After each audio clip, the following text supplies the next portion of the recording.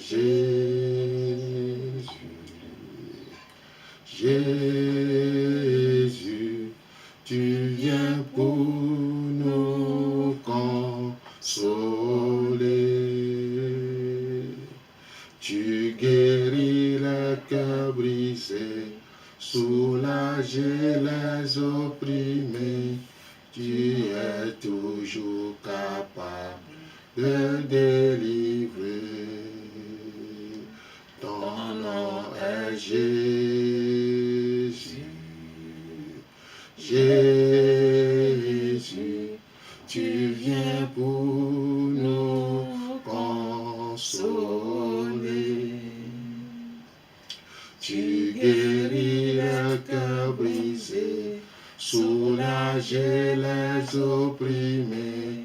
Tu es toujours capable de délivrer.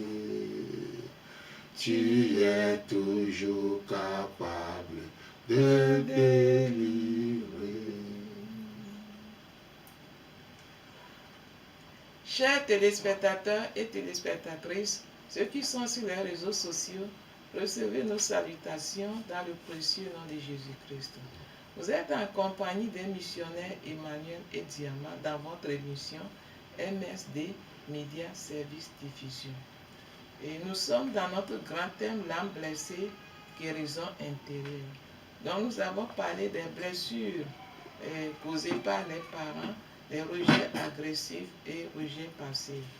Nous sommes en train de parler du développement des blessures, du rejet passif et du développement des blessures du rejet agressif, d'où la rébellion et l'amertume.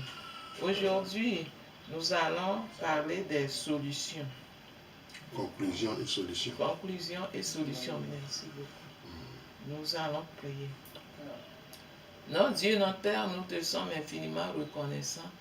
Est-ce que tu as permis que nous avons obtenu cette grâce ce jour pour éclairer encore, pour transmettre encore ce message de ta part.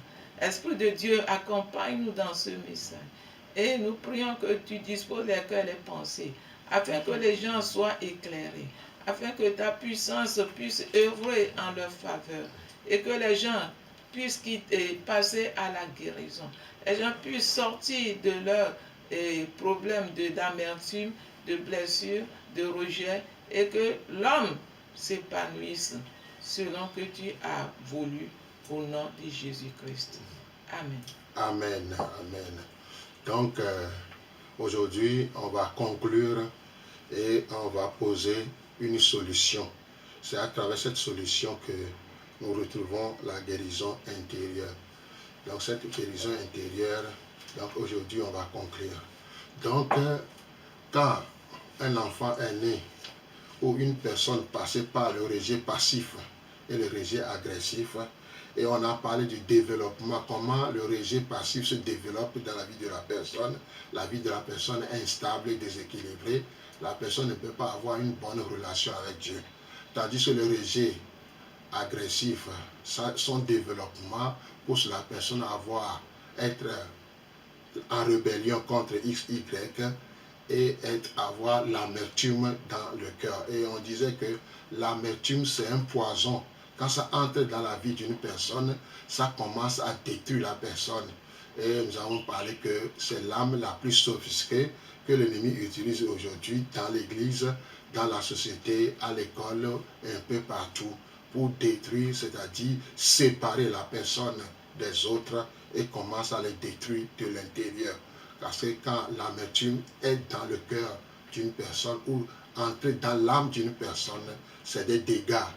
Et c'est ça que ça construit un mur d'isolation, ça construit que on n'est plus sage. Ça amène que les esprits mauvais, la sorcellerie peut entrer dans notre vie à cause de l'amertume. L'amertume amène Satan et ses démons à se loger dans ton âme, à se loger dans ta vie et te pousse à faire du mal d'abord en toi-même et aux autres. Donc ce n'est pas une bonne chose. Donc aujourd'hui, on va parler de ce qui se passe en conclusion.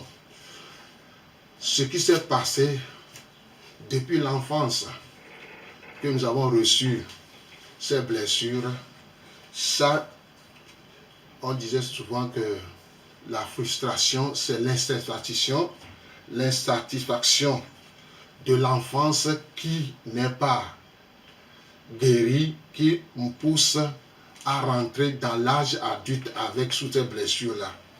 Donc beaucoup de gens viennent en relation d'aide à cause de manque d'amour. L'amour paternel et l'amour maternel. Si ça manque, ça pousse la personne à la haine, le refoulement, complexe d'infériorité et complexe de supériorité.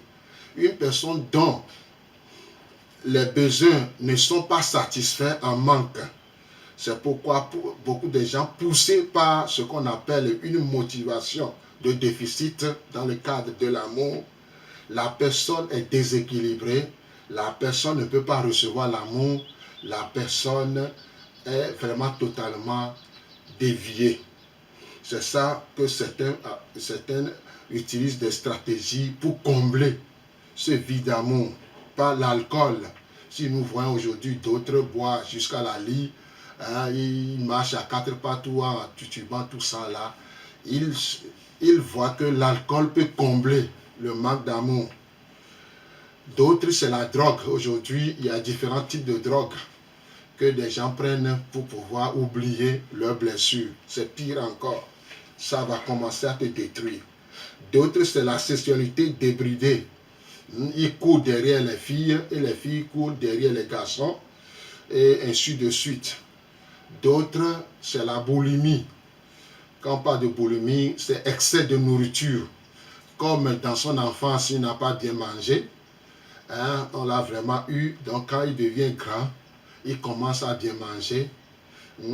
J'ai connu des gens comme ça, quand ils travaillent, ils disent aujourd'hui, j'ai de l'argent. Je dois manger, boire et manger. On ne sait pas si demain je vais mourir. Comme quelqu'un a dit que, un an d'âge, il disait que mangeons et buvons car demain nous mourrons. Donc ce sont des choses que des gens cherchent à remplacer ce manque d'amour. D'autres, c'est l'excès de travail. Ils travaillent comme des catapillars. Si par hasard il est tombé malade, il est vraiment un problème. Il y a beaucoup de choses qu'on cherche à remplacer ceci. Comme dans l'enfance, on n'est pas satisfait, ça nous suit à l'âge adulte. Et c'est pourquoi dans l'enfance, l'enfant se fâche vite. Et si par hasard, toi aussi, tu te fâches vite, tu es encore dans l'enfance et tu as créé des problèmes dans son âme. Donc, en conclusion, le rejet passif et le rejet agressif, c'est le déséquilibre, c'est l'instabilité. Et dans la société, ça ne fait pas bon vivre. C'est pourquoi aujourd'hui, on voit dans nos églises différents types de personnes. Le pasteur ou le responsable spirituel aussi se chauffe. Comme il n'est pas guéri, tant pis pour vous. Et dans l'église est divisée. D'autres sont pour le pasteur, d'autres sont contre le pasteur. Et dans les rues, on a aussi des problèmes. Aujourd'hui, beaucoup de gens sont aigris. Quand on circule en moto, ça montre que dans la maison ou dans son cœur, ça chauffe. Oui, merci beaucoup. Et effectivement, quand nous parlons de rejet, des blessures et de rejet passif, ça a aussi ses conséquences. Ça a aussi ses conséquences beaucoup, parce que lorsqu'on passe on vit cette blessure, on est toujours, on se retire, on est souvent dans son jardin secret et on ne fait que penser à des choses toujours négatives et qui n'aident pas. Mais lorsqu'on parle également de rejet, des blessures, le développement des blessures, du rejet agressif et la rébellion, c'est ça, la personne voit toujours dans l'autre, le mal est toujours dans l'autre. C'est l'autre qui est toujours le problème. Et elle ne sait pas que c'est elle-même qui est le problème, parce qu'elle attend que l'autre soit toujours accusé. Elle accuse beaucoup les gens elle accuse son entourage. Quand il y a problème, c'est l'autre. Alors que c'est plutôt sa blessure ou bien sa rébellion qui pousse à blesser. Elle blesse plutôt les autres par ses actes, ses comportements, ses dits, ses paroles. Hein? Malheureusement, elle pense que c'est les autres. Et elle nourrit l'amertume. Cette amertume, c'est le ressentiment. Elle a toujours des ressentiments, et elle est remplie d'amertume. Cette amertume devient des flèches qu'elle lance autour d'elle-même. Et c'est difficile de bien collaborer. C'est difficile pour elle de comprendre les autres parce qu'elle est centrée sur elle-même et elle pense que c'est elle qui connaît tout et elle pense que ce qu'elle fait est juste. Elle n'est pas redevable. Elle n'aime pas être redevable aux autres. Elle n'est pas prête pour qu'on lui fasse des remarques ou bien on lui rappelle des choses. Non, elle n'est pas ouverte pour ça. Donc chaque fois, elle ne fait que penser à la vengeance. Comment faire pour se venger?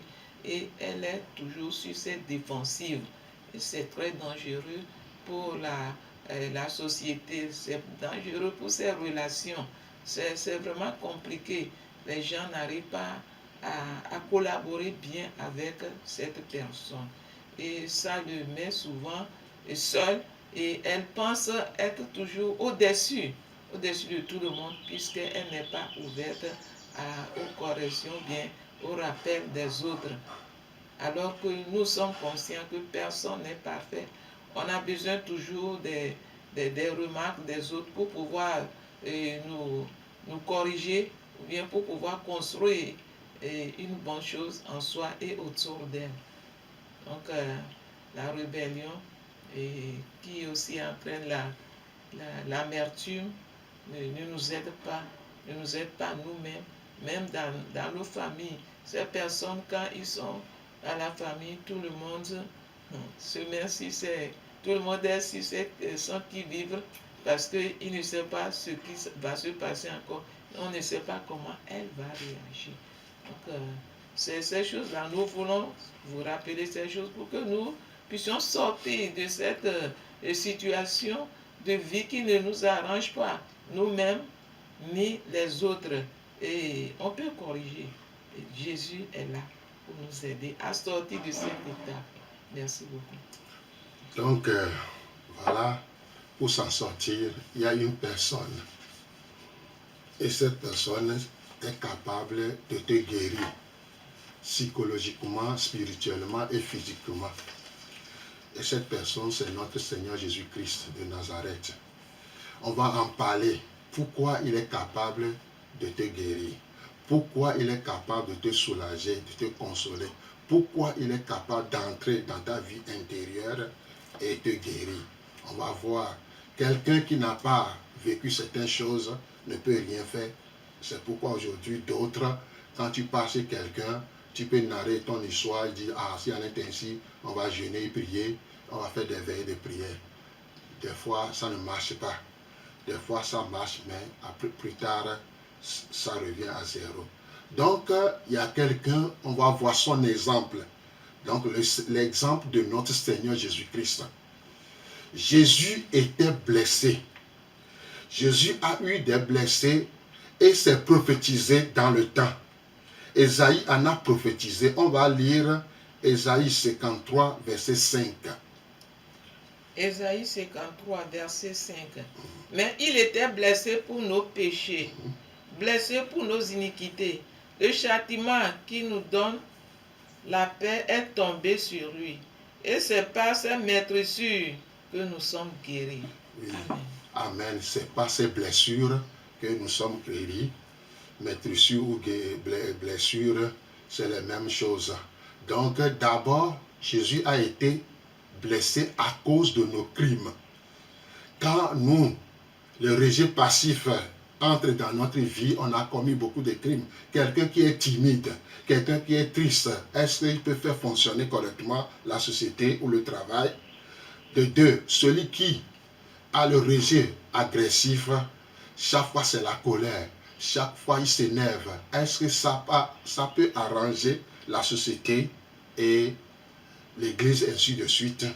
Donc nous aussi, nous avons commis des crimes. Et ces crimes, à cause de nos crimes, Jésus a été blessé. Et c'est Ésaïe qui a prophétisé dans le temps qu'il y aura une personne qui va être blessée et qui va guérir. Il a plu à Dieu de le blesser. Ésaïe 53, 10. Ésaïe 53, verset 10. Il a plu à l'Éternel de le briser par la souffrance, après avoir livré sa vie en sacrifice pour le péché. Alléluia. Jésus a été brisé ou blessé à cause de nos crimes, à cause de nos blessures. Ésaïe 53, verset 10 l'a bien dit. Dieu l'a brisé pour nous sauver, pour nous guérir. Dieu l'a brisé à travers beaucoup de choses qu'on va voir aujourd'hui. Comment il a été brisé, comment il a été blessé. C'est pourquoi il est prêt aussi à nous comprendre. Donc, il a plu à Dieu de le briser ou de le blesser. Pourquoi? Parce qu'on va voir ce qui s'est passé au juste. C'est dans une prophétie que Ésaïe a fait concernant la vie de Jésus-Christ. D'abord, il a été trahi par un ami intime. Nous savons cet ami intime qui s'appelle Judas Iscariot. Un ami intime. Un ami qu'on a mangé ensemble. Et ils ont mangé ensemble avec Jésus-Christ. Et ils ont fait des tours, prêché, enseigné, fait tout. Mais il a été trahi par un ami. Et je pose la question aussi, à cause de ce qui s'est passé dans nos familles, nous aussi, on se sent aussi trahis par nos parents. Pourquoi? L'entente qui n'est pas comblée, ce que nous attendons de nos parents et qui n'ont pas été satisfaites, ça, ils nous ont trahis. Pourquoi? Parce que c'est eux qui nous ont amenés sur la terre. Ils doivent nous satisfaire, mais voilà qu'il en manque. Quelque part, Jésus a été trahi par un ami intime. Et cet ami intime aussi, c'est nos parents qui ne nous ont pas vraiment occupés de nous. Tu as quelque chose à ajouter? Et effectivement, lorsque on a tant de nos parents et que nous pensons que c'est eux qui sont notre Dieu, notre tout sur cette terre. Et malheureusement, le contraire se présente. Il y a le ressentiment et nos besoins ne sont pas à combler et on se sent vraiment trahi. On se sent trahi parce que notre objectif n'est pas atteint, notre attente n'est pas comblée et notre soif n'est pas étanchée. Et ça apporte beaucoup de découragement ou bien de frustration. Et Jésus, lui, ce n'est pas ses parents, mais c'est plutôt son ami, celui avec qui il mange, il marche tous les jours. Mais tout ça, là, Jésus a passé par là pour nous rappeler ou bien tout nous montrer que tout est possible. On peut aussi traverser ces situations, qu'importe là où cette trahison va venir, il y a la solution. Oh ouais. Donc c'est pourquoi celui qui est trahi par ses parents, quand il vient à Jésus-Christ, Jésus le reçoit à bras ouverts, parce que lui aussi en a goûté. Des fois, des gens pensent que Jésus, n'a pas traversé ce genre de choses. Jésus a traversé plus que nous aussi. Donc, de 2, rejeté. Ésaïe 53, 2 à 3. Il a été rejeté. Et Ésaïe a prophétisé. On lit. Ésaïe 53, verset 2 à 3. Il s'est élevé devant lui comme une faible plante, comme un rejeton qui sort d'une terre desséchée. Il n'avait ni beauté ni éclat pour attirer nos regards, et son aspect n'avait rien pour nous plaire. Méprisé et abandonné des hommes, homme de douleur et habitué à la souffrance, semblable à celui dont on détourne le visage. Nous l'avons dédaigné, nous n'avons fait de lui aucun cas. Amen. Amen. Rejeté. Donc Jésus a aussi été rejeté par son village. On va voir ça plus tard. Son village, sa famille. Parce qu'après, Marie a eu 10 enfants, 4 garçons et 6 filles. Regardez ce qui va se passer dans la maison. Donc ils vont connaître son histoire. Donc Ésaïe a prophétisé en ce temps-là que le Sauveur, si nous voyons comment on l'a tabassé, comment on l'a flagellé, celui qui est un beau gars au début, une fois flagellé, il est devenu presque... et si tu regardes son visage, tu vas pleurer. Tout ça là pour nous sauver. Nous qui sommes rejetés par nos parents, nous qui sommes rejetés de rejet passif, rejet agressif, Jésus en a subi dans sa maison, dans sa famille et dans son village. Et Ésaïe en a prophétisé. Et c'est arrivé. Accusé, Matthieu 12, 24. Matthieu 12, allez. Matthieu 12, 24. Les pharisiens, ayant entendu cela, dirent, cet homme ne chasse les démons que par Belzéboul, prince des démons. Amen. Donc on l'accuse. Malgré qu'il fait des miracles, il chasse des démons. Il fait des choses. Nous aussi, on nous a accusés. Jésus a été accusé. Nous aussi, dans la famille, on nous a accusés de beaucoup de choses. Donc Jésus aussi en a goûté ce que c'est que accusation. Donc dans son pays même, ou dans son village, dans sa ville, on l'accuse des démons. Belzéboul, chez nous ici, on l'appelle souvent Sakpater ou Arolou. Donc on l'accuse Jésus en train de chasser les démons avec des mauvais esprits. Malgré qu'il est en train de faire du bien. Nous aussi, des fois, on fait du bien, mais on ne le connaît pas. On ne le connaît pas et on nous accuse que tu as fait ceci, tu as fait cela. Malgré que tu as fait du bien, malgré que tu as fait ceci ou cela, au lieu de t'applaudir, au lieu de te féliciter, on cherche à t'accuser que tu as fait ceci, tu as fait cela. Ça blesse le cœur, ça détruit la vie. Mais Jésus en a goûté. C'est pourquoi il est prêt. Quand tu viens, il va t'accueillir à bras ouverts. On l'a détesté et on l'a abandonné. Tout ça là, on l'a détesté et on l'a abandonné. Ses propres disciples ont fui le laisser à Gethsemane. Mais tout ça là, si tes parents ont fui te laisser, Jésus est prêt à t'accueillir. Et la vie n'est pas facile depuis le temps jusqu'à ce jour. Et Jésus a traversé toutes ces choses pour nous montrer, pour nous laisser son exemple. Que quelles que soient les difficultés que nous traversons, quelles que soient les accusations et les blâmes, il y a toujours un espoir. Il y a toujours une voie de sortie. Parce que Jésus est notre exemple de tous les jours. Il a traversé. Nous devons être reconnaissants que nous ne sommes plus des novices. Jésus a traversé toutes ces choses et il nous rassure que lui, il est la seule personne qui nous comprend davantage. Il n'a personne de peu, même si personne ne te comprend, il y a Jésus qui te comprend. C'est là la bonne nouvelle, c'est là notre espoir. Il y a quelqu'un qui nous comprend. On va lire Hébreux 5, 7 à 10. Les choses qu'il a souffertes. Les choses qu'il a souffertes. Hébreux 5, 7 à 10. C'est lui qui, dans les jours de sa chair, ayant présenté avec de grands cris et avec larmes des prières et des supplications à celui qui pouvait le sauver de la mort, et ayant été exaucé à cause de sa piété, a appris,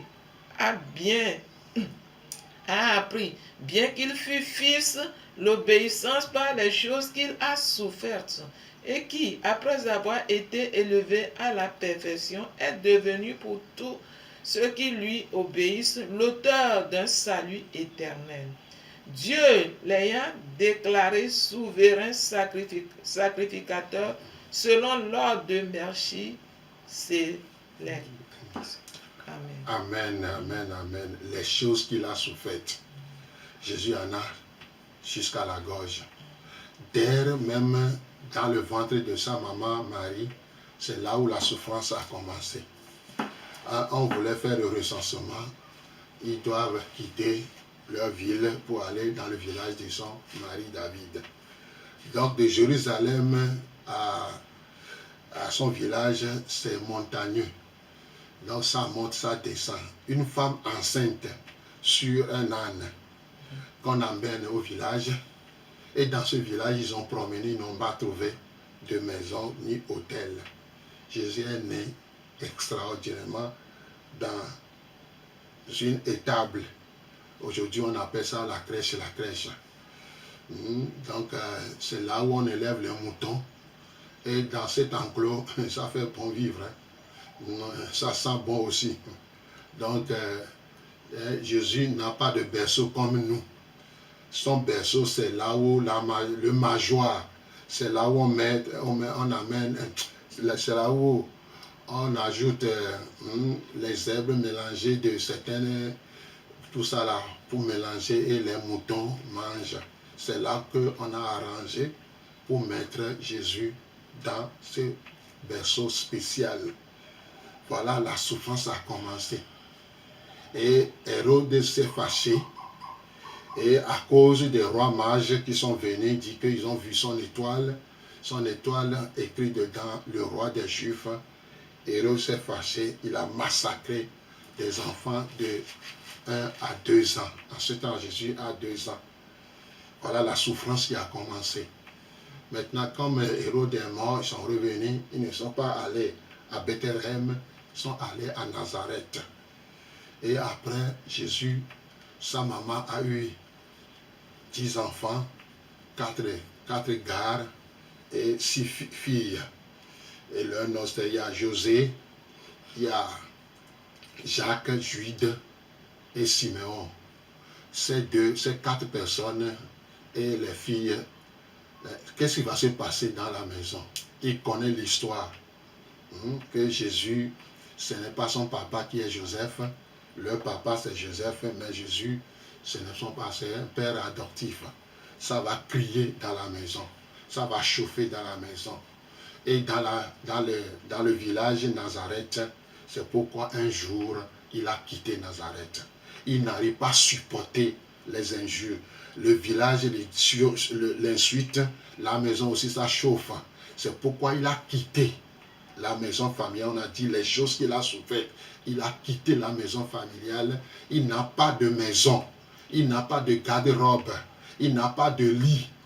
Ni quoi que ce soit. Il se promène de ville en ville, de village en village. Des fois, il se couche dans les pirogues. Et on les dérange des fois.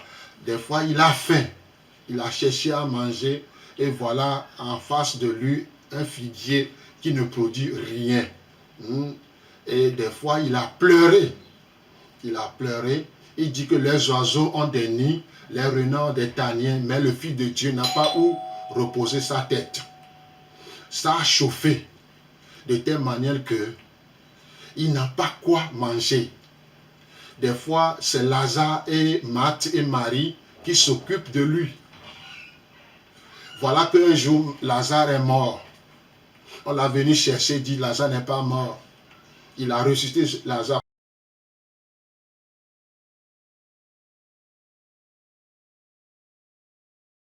Lui donne à manger. Et c'est des femmes qui lui donnent des vêtements. Marie de Magdala, en lui, Jésus a chassé 7 démons dans sa vie. Et elle est riche, elle est immensement riche. C'est pourquoi de temps en temps, c'est lui qui amène des robes spéciales pour Jésus. Il n'a pas de garde-robe, ni quoi que ce soit. Il se promène, il souffre. Il a souffert beaucoup de choses. Lui qui est Dieu Tout-Puissant, lui qui est venu en chair et en os pour sauver, il n'a pas de maison. Nous, on est né, on nous a mis dans un berceau. D'autres, c'est des berceaux qui chantent, des berceaux spéciaux. Lui n'a rien. Il est né dans la souffrance. Et les insultes qui pleuvent de gauche à droite. Un jour, on l'a dit, toi là, tu n'as même pas cet âge, tu dis qu'avant qu'Abraham me fût, je suis. On l'a insulté, on a dit des bêtises. On ne lui a pas laissé le temps. Il a chassé les démons, on lui colle qu'il chasse les esprits mauvais et qu'il chasse les esprits mauvais par des démons. Il a multiplié des pains et des poissons, des gens en ont mangé. Toutes ces personnes sont contre lui.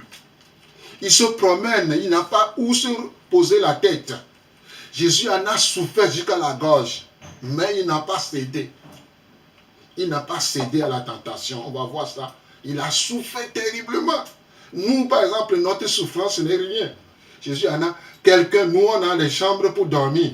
On a des lits, ou soit des nattes, tout ça là. Mais lui, rien. Et c'est pourquoi de temps en temps, on cotise pour se nourrir. Et Judas aussi, bon, qui est trésorier. Voilà ce qui s'est passé à la dernière minute. Il a souffert beaucoup de choses. Pour manger, c'est difficile. Des insultes, des bêtises.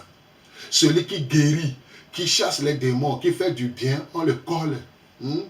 Donc Jésus en a passé dans tous les domaines de sa souffrance, en a passé. Par exemple, le jour de sa mort, premièrement, on a arraché ses barbes vivants. On l'a fait porter une couronne d'épines. On l'a flagellé 40 coups moins 1. 13 à la poitrine, 26 au dos. Et le bâton s'est rempli de fer et d'os. De colonnes vertébrales comme ça, pointues. On tape et on tire comme ça. Il en a suivi. On l'a fait porter une croix qui pèse au-delà de 50 kilos. Il n'a pas supporté. Et on a attrapé un Africain de la Libye qui l'a aidé pour aller à la croix de Golgotha. La route pour Jérusalem à Golgotha, c'est un pavé qui n'est pas plat. Regardez ce qui se passe. On le tabasse, il tombe. On le tabasse, il tombe. Il se lève jusqu'à aller à la Golgotha. C'est une montagne. Quelqu'un qui est faible, ensanglanté, le sang coule, la couronne d'épines a cassé son os cervical, entré dans le cerveau, et c'est l'eau jaune et le sang qui coule. On l'a arraché sa barbe, on l'a flagellé, on l'a fait transporter une croix, et arrivé à la Golgotha, on l'a crucifié avec une clou. Quand on était au Mali, on faisait le film de Jésus-Christ. Et Jésus parle en bambara. Et le jour que les bourreaux ont attrapé Jésus, l'a posé sur la croix avec les clous là, quand la femme a vu ça, elle est tombée à l'envers. Son enfant a sauté, on l'a attrapé. Elle est restée dans le coma, je ne sais pas si c'était dans le coma, pendant 30 minutes. Elle est revenue, dit, est-ce que c'est réel ce qui s'est passé? Elle dit, réel. Et c'est là où elle s'est convertie automatiquement. Elle a donné sa vie à Jésus-Christ. Jésus en a souffert. Les clous là, ça traverse l'os de la main et ça sort de l'autre côté. Quand les deux pieds sont collés comme ça, le clou traverse le premier pied et le deuxième pied sort de l'autre côté. Les couronnes d'épines sur la tête. Et un soldat a osé percer ses côtes. On a dit que l'eau et le sang ont coulé aussi. Et à la fin, il a dit quoi? Père, pardonne-les. Tout est accompli. Jésus en a souffert jusqu'à la gorge. C'est pourquoi il est prêt à intervenir dans nos vies. Effectivement, nous venons d'écouter un peu, nous avons vu tous comment Jésus a souffert pour nous. Et c'est pour nous donner l'espoir que malgré toutes ces choses, il y a un espoir, il y a une issue de sortie pour nous tous. Jésus, il a souffert l'abus physique, psychologique, spirituel, tout. Parce que nous avons vu, il a reçu des injures, des flagellations, tout.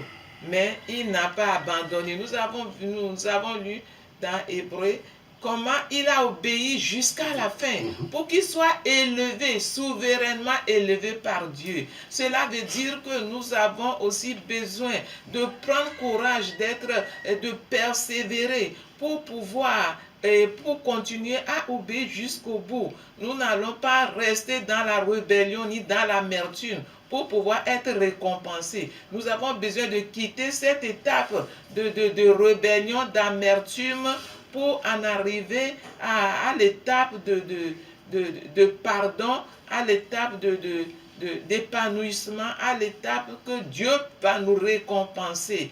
Et nous avons l'espoir que Dieu, il est juste. Il est juste. Il pouvait empêcher ces choses, mais il a laissé que ces choses arrivent pour que un jour nous puissions savoir que ça peut arriver à tout le monde. Ça peut nous arriver, mais nous ne devons pas rester à ce niveau. Nous devons quitter ce niveau, cette étape, pour en arriver à l'étape de guérison, d'épanouissement. Donc, voilà, Hébreux 4, 15 à 16, on ne va pas lire le temps. Donc, souverain sacrificateur qui peut compatir à nos faiblesses. Donc, comme il a souffert, il comprend l'humanité maintenant. Il nous a compris maintenant pourquoi on est dans le rejet passif au rejet agressif. Il peut maintenant compatir, venir à notre niveau, il nous comprend. C'est pourquoi toute personne qui est blessée, qui a reçu des blessures internes ou intérieures, Jésus est prêt à intervenir parce qu'il te comprend. Lui-même en a subi de A à Z. Il a souffert beaucoup, plus que nous aussi. Nous, par exemple, ce n'est rien. Pour notre souffrance, ce n'est rien. Lui, un Dieu tout-puissant, en chair et en os, voilà ce qui s'est passé. C'est pourquoi il est souverain sacrificateur.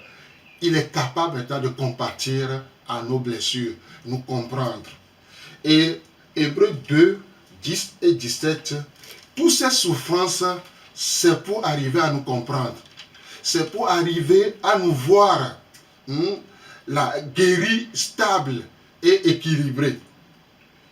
Hébreux 12, verset 2, ayons nos regards sur Jésus.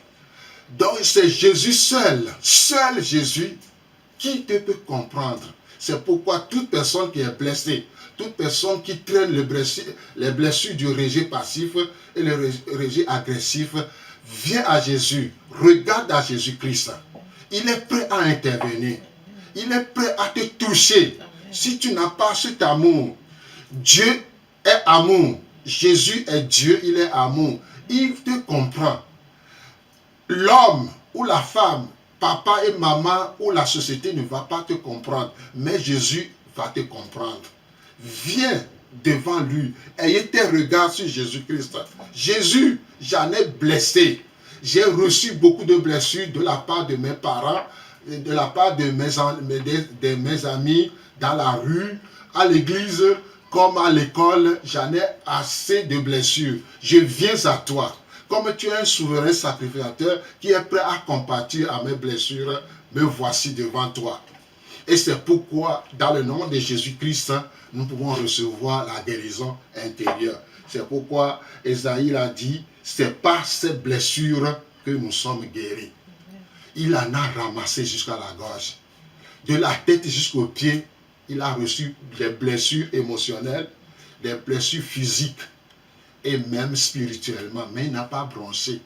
C'est pourquoi il est prêt à expier nos blessures. Et quand on vient à lui, il est prêt à t'accueillir aux bras ouverts pour pouvoir te toucher, pour pouvoir te guérir. Seul Jésus guérit psychologiquement et spirituellement. Amen.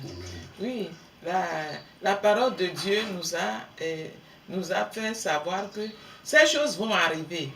Nous pouvons passer par ces étapes. Mais nous n'allons pas rester dans cette étape. Parce que lorsque nous demeurons dans l'amertume, nous marchons vers la destruction, nous marchons vers l'enfer. Et Dieu ne veut pas que nous demeurons dans l'amertume, dans la rébellion, pour détruire et être détruits. Et nous devons voir l'exemple de Jésus et comprendre que ça fait partie de la marche de la vie. Lorsque nous sommes dans la société ou bien dans la famille, ces blessures sont inévitables. Mais nous allons faire l'effort pour sortir de cette étape et aller jusqu'au bout. Regarder Jésus, voir ces exemples et nous battre pour nous en sortir comme la parole de Dieu vient nous encourager. Et le but de notre enseignement, c'est de sortir, de quitter l'étape de la rébellion, l'amertume, pour en arriver à la guérison, à la restauration, à l'épanouissement, pour que nous puissions aussi aider ou bien conseiller certaines personnes qui traversent la même situation et qu'ensemble nous puissions marcher vers la guérison, l'épanouissement et la paix de Dieu. Oh, donc, vous avez compris quelque chose. La solution, c'est Jésus. La guérison intérieure, c'est Jésus-Christ. Pourquoi il en a subi l'atrocité humaine? Il a été ensanglanté, couronné d'épines. Même sa naissance, c'est douloureux. Quelqu'un qui est né dans une étable, c'est pas joli. Mais il est sorti.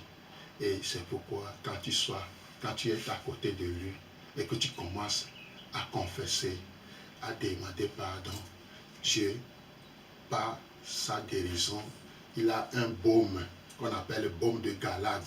Ça va descendre dans ton cœur et ça va commencer à te guérir intérieurement et de l'intérieur, ça jaillit sur l'extérieur. Et tu vas commencer à être équilibré et stable dans la vie. Donc, nous voici à la fin de la solution. Prochainement, on va voir comment on va faire pour s'en sortir. Donc, nous sommes presque à la fin. Merci beaucoup, merci beaucoup.